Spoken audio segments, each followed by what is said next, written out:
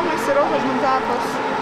Tak mali sme celý zápas plno šanci, hlavne aj v závere, myslím, poslednú pol minútu.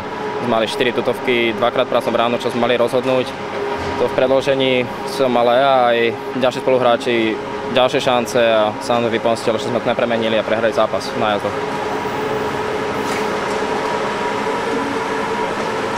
No, som myslela tú tyčku na konci tretiny.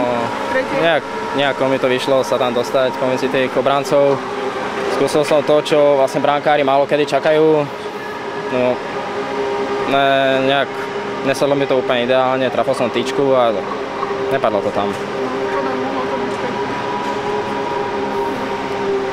Edo, dnes ste mali hodne šanci, možno určite budú mrzieť tie nepremenené nájazdy z druhej tretiny, v ktorých sa ocitol Tibor Kutálek aj s Michalom Peškom. Tam ste sa mohli dostať do trojgólového vedenia a za takého stavu by tá záverečná tretina z vašej strany možno vyzerala úplne inak?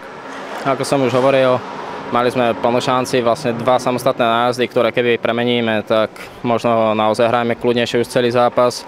Ak to sme sa trápili a nakoniec na to naozaj doplatili a tieto body nám možno budú ešte chýbať. Na druhej strane dnes ste síce o 2 body prišli, Martin vás dorovnal, čo sa bodov týka. Zo skore ste na to možno lepšie, ale ešte stále sa hrá o kopec bodov, možno túto stratu dokážete dobehnúť v iných stretnutiach. Čo bude rozhodujúce pre ďalšie duely? No, už sa to začína lámať trošku.